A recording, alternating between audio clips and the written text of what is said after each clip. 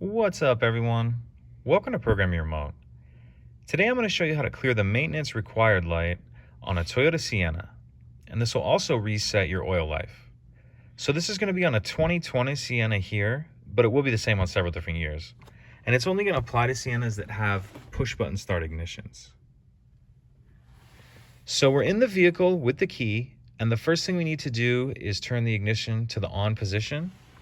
So we're going to come over here, we're going to, without pressing the brake, we're going to press the stop start button once, twice. And then once this turns on, we're going to press the odometer button until it says trip A right here. So you can see trip A right there. So once trip A is up, we need to come over here and turn the ignition off. We're going to press it one time. And now what we need to do is press the odometer button, press and hold it down and continue to hold it down. And now we're going to turn the ignition back on. So we're going to press it once, twice.